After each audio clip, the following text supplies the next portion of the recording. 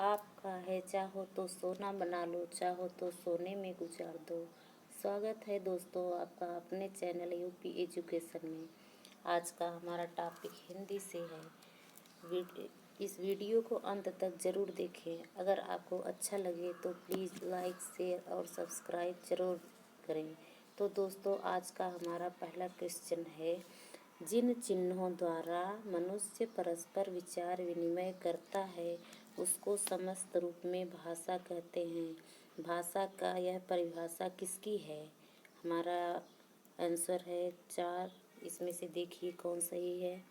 ए आचार्य Debendranath Sharma, B doctor Mangaldev Shastri, सी doctor Baburam Saxena और D doctor Shyam सुंदर दास। तो बताइए दोस्तों इसका सही आंसर क्या है? तो दोस्तों इसका सही आंसर है सी डॉक्टर बाबूराम सक्सेना। डॉक्टर बाबूराम सक्सेना ने कहा है, जिन ध्वनि चिन्हों के द्वारा मनुष्य परस्पर विचार विनिमय करता है उसको समष्टि रूप में भाषा कहते हैं।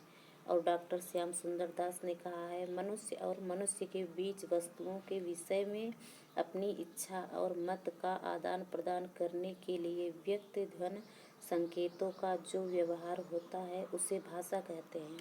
तो दोस्तों इसका सही आंसर है सी डॉक्टर बाबूराम सक्सेना।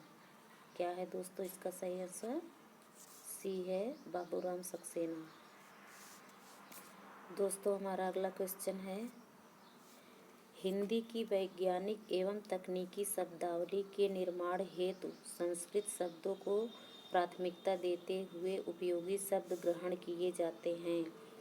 ए हिंदी भाषा से, बी मराठी से, सी बंगला भाषा से, डी सभी मान्यता प्राप्त भारतीय भाषाओं से। तो दोस्तों बताओ इसका सही आंसर क्या है? हिंदी की वैज्ञानिक एवं तकनीकी शब्दावली के निर्माण हेतु संस्कृत शब्दों को प्राथमिकता देते हुए उपयोगी शब्द सभी मान्यता प्राप्त भारतीय भाषाओं से ग्रहण किए जाते हैं। तो दोस्तों इसका सही आंसर है सभी मान्यता प्राप्त भारतीय भाषाओं से। Answer D. हमारा अगला क्वेश्चन है, राष्ट्रभाषा का दर्जा किस भाषा का होता है? ए जो पूरे राष्ट्र में पाई जाती है, बी राष्ट्र की सर्वोच्च शासकीय संस्था जिसे मान्यता प्रदान करती है, सी विभिन्न राज्य जिसमें परस्पर सॉरी दोस्तों ये शायद टॉपिक गलत हो गया है, शासकीय पत्राचार करते हैं। विभिन्न राज्य जिसमें परस्पर शासकीय पत्राचार करते हैं। डी राष्ट्र की समस्त भाषाओं में जिसका साहित्य भंडार सबसे अधिक समृद्ध होता है। तो दोस्तों बताइए इसका सही आंसर क्या है? इसका सही आंसर है दोस्तों ए जो पूरे राष्ट्र में पाई जाती है। राष्ट्रभाषा का दर्जा उस भाषा का होता है जो पूरे राष्ट्र में पाई जाती है। भारत की अधिकांश जनसंख्या हिंदी बोलती है, अतः भारत की राष्ट्रभाषा हिंदी है। तो दोस्तों हमारा अगला क्वेश्चन है, हिंदी को संघ की राजभाषा बनाने का जो प्रस्ताव संसद में पारित हुआ उसके प्रस्तावक थे। तो दोस्तों बताइए उसके प्रस्तावक कौन थे? ए पंडित जवाहरलाल नेहरू, बी राजर्षि पुरुषोत्तम दास टंडन, सी राजगोपालाचारी, डी श्री गोपाल स्वामी आयंगर। बताइए इसका सही आंसर क्या है? तो दोस्तों इसका हमारा सही आंसर है श्री गोपाल स्वामी आयंगर। एक मिनट दोस्तों, इसका सही आंसर है श्री गोपाल स्वामी आयंगर हैं। हमारा अगला क्वेश्चन है, पाली भाषा के सर्वप्रधान व्याकरण कौन थे? ए कात्यायन, बी पतंजलि, सी पाणिनि, डी हेमचंद्र। बताइए दोस्तों इसका सही आंसर क्या है? तो दोस्तों इसका सही आंसर है ए इसका सही आंसर है दोस्तों ए पाली भाषा के सर्वप्रधान व्याकरण कात्यायन थे। हमारा अगला क्वेश्चन है, प्रयोजन मूलक भाषा का प्रमुख संबंध है किससे है? साहित्य से है कि कला से है कि कल्पना से है कि जीविकोपार्जन से है? बताइए दोस्तों इसका सही आंसर क्या है? तो दोस्तों इसका सही आंसर है जीविकोपार्जन से। प्रयोजन मूलक भाषा का प्रमुख संबंध जीविकोपार्जन से है। हमारा अगला क्वेश्चन है, इनमें से कौन सा गलत है? ए, विकसित तथा प्रयोग क्षेत्र की दृष्टि से बोली का रूप भाषा से बहुत छोटा होता है। रूप रचना की दृष्टि से बोली पूर्णतः विकसित होती है। सी है, बोली दैनंदिन व्यावहारिक होने वाली घरेलू अभिव्यक्ति का माध्यम है। डी, विभाषा बोली का विकसित रूप है। तो दोस्तों बताइए इसका सही आंसर क्या है? तो दोस्तों इसका सही आंसर है, रूप रचना की दृष्टि से बोली पूर्णतः विकसित होती है। हमारा अगला क्वेश्चन है दोस्तों, नागरी लिपि सुधार समिति के संयोजक थे। कौन थे? काका कालेलकर, बी श्रीनिवास, सी भारतेंदु हरिश्चंद्र, आचार्य नरेंद्र देव। बताइए दोस्तों कौन थे? इसका सही आंसर क्या है दोस्तों बताइए। तो दोस्तों हमारा इसका सही आंसर है ए, काका कालेलकर। हमारा अगला क्वेश्चन है, कोई भी बोली या भाषा मान्यता प्राप्त करने पर हो जाती है। क्या हो जाती है? ए, दुरूह, बी सरल, सी भावपूर्ण, डी सरस। तो बताइए इसका सही आंसर क्या है दोस्तों? तो इसका सही आंसर है हमारा सरल हो जाती है।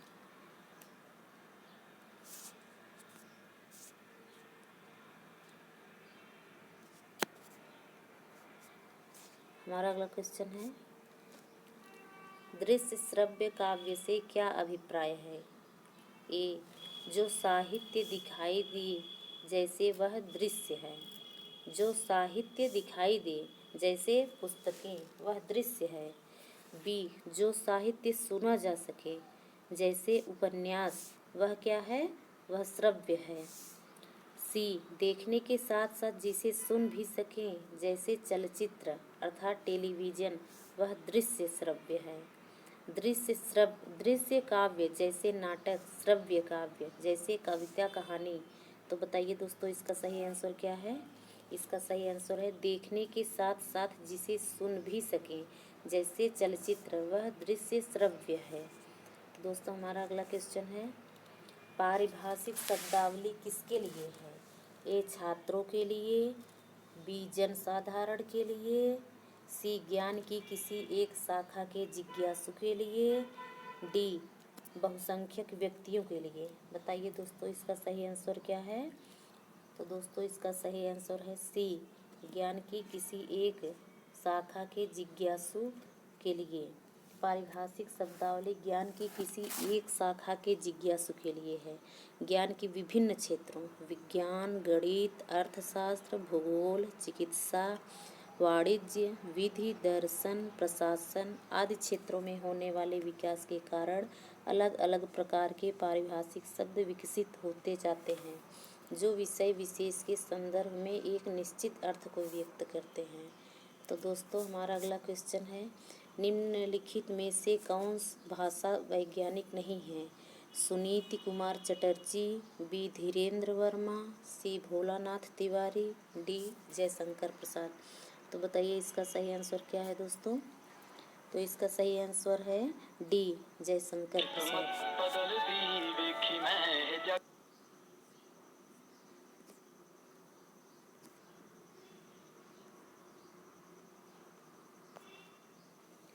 दोस्तों हमारा अगला क्वेश्चन है, आधुनिक भारतीय आर्य भाषाओं के उदय के पूर्व आर्य भाषा का कौन सा रूप विद्यमान था? ए, संस्कृत, बी, पाली, सी, प्राकृत, डी, अपभ्रंश। तो बताइए दोस्तों उसका सही आंसर क्या है? दोस्तों इसका सही आंसर है डी, अपभ्रंश। आधुनिक भारतीय आर्य भाषा के उदय के पूर्व आर्य भाषा का अपभ्रंश रूप विद्यमान था। तो हमारा दोस्तों अगला क्वेश्चन है, हिंदी की कितनी उपभाषाएं हैं? 2, 3, 4, 5। तो दोस्तों बताइए इसका सही आंसर क्या है? इसका सही आंसर है 5। हिंदी की 5 उपभाषाएं हैं। हमारा अगला क्वेश्चन है दोस्तों, पूर्वी हिंदी की बोलियों का विकास हुआ है, अर्थात पूर्वी हिंदी की बोलियों का विकास किससे हुआ है? ए सौरसेनी अपभ्रंश से, बी अर्धमागधी अपभ्रंश से, सी मागधी अपभ्रंश से, डी पैशाची अपभ्रंश से। बताइए दोस्तों इसका सही आंसर क्या है? तो दोस्तों इसका सही आंसर है बी अर्धमागधी अपभ्रंश से। पूर्वी हिंदी का विकास अर्धमागधी अपभ्रंश से हुआ है। पूर्वी हिंदी के अंतर्गत दोस्तों 3 बोलियां आती हैं। पहला अवधी, दूसरा बघेली और तीसरा छत्तीसगढ़ी, जबकि सौरसेनी अपभ्रंश से पश्चिमी हिंदी का तथा मागधी अपभ्रंश से बिहारी हिंदी का तथा पैशाची अपभ्रंश से पहाड़ी हिंदी का विकास हुआ है। दोस्तों हमारा अगला क्वेश्चन है, किसी सीमित क्षेत्र में बोली जाने वाली स्थानीय भाषा को कहते हैं, तो क्या कहते हैं दोस्तों इसे? ए राष्ट्रीय भाषा, बी राजभाषा, सी बोली, डी उपभाषा। तो बताइए दोस्तों इसका सही आंसर क्या है? दोस्तों इसका सही आंसर है डी उपभाषा। हिंदी जिस लिपि में लिखा जाता है उसे देवनागरी लिपि कहा जाता है। हिंदी की लिपि क्या है दोस्तों? देवनागरी है। प्राचीन भारत की 2 लिपियाँ थी, पहली ब्राह्मी लिपि एवं दूसरी खरोष्ठी लिपि। ब्राह्मी लिपि से देवनागरी लिपि विकसित हुई है। दोस्तों हमारा अगला क्वेश्चन है, निम्नांकित में से कौन सी विशेषता देवनागरी में नहीं है? ए इसमें जैसा उच्चारण होता है वैसा ही लिखा जाता है, इसमें एक ध्वनि के लिए एक ही प्रतीक है, सी इसमें शिरोरेखा का प्रयोग महत्वपूर्ण है, डी विकास की दृष्टि से यह लिपि ब्राह्मण एवं खरोष्ठी की समकालीन है। तो दोस्तों बताइए इसका सही आंसर क्या है? बताइए दोस्तों इसका सही आंसर है डी। हमारा अगला क्वेश्चन है दोस्तों, किस तिथि को हिंदी को राजभाषा बनाने का निर्णय लिया गया है? बताइए दोस्तों इसका सही आंसर क्या है? ए 15 अगस्त 1947, बी 26 जनवरी 1950, सी 14 सितंबर 1949, डी 14 सितंबर 1950। तो बताइए दोस्तों इसका सही आंसर क्या है? दोस्तों इसका सही आंसर है 14 सितंबर 1949। दोस्तों 14 सितंबर 1949 ईस्वी को हिंदी को भारत की राजभाषा का दर्जा दिया गया। इस तिथि को स्मृति में प्रत्येक वर्ष 14 सितंबर को हिंदी दिवस मनाया जाता है, यद्यपि यह 26 जनवरी 1950 से मान्य हुआ, जबकि राजभाषा हिंदी के साथ अंग्रेजी के प्रयोग को प्राधिकृत किया गया है। दोस्तों हमारा अगला क्वेश्चन है, हिंदी का पाणिनि किसको कहा जाता है? ए कामता प्रसाद गुरु, बी रामचंद्र तिवारी, सी भोलानाथ तिवारी, डी किशोरीदास वाजपेयी। बताइए दोस्तों इसका सही आंसर क्या है? दोस्तों इसका सही आंसर है ए हिंदी का पाणिनि कामता प्रसाद गुरु को कहा जाता है। दोस्तों हमारा अगला क्वेश्चन है, भाषाओं का पारिवारिक वर्गीकरण का आधार है, क्या है? ए रूप रचना, बी ध्वनि, सी इतिहास, डी अर्थ। बताइए दोस्तों इसका सही आंसर क्या है? तो दोस्तों इसका सही आंसर है सी इतिहास। भाषाओं के पारिवारिक वर्गीकरण में विश्व की भाषाओं का परिवारों में बांटा जाता है, जिसका मुख्य आधार इतिहासबद्ध होता है। हिंदी भारोपीय परिवार की भाषा है।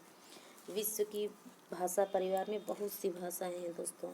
भारोपीय परिवार में द्रविड़ परिवार, काकेशी परिवार, चीनी या एकाक्षरी परिवार, बुरुशस्की परिवार, उराल अल्ताई परिवार, सामीहामी परिवार, बहुत सी भाषाएं हैं दोस्तों।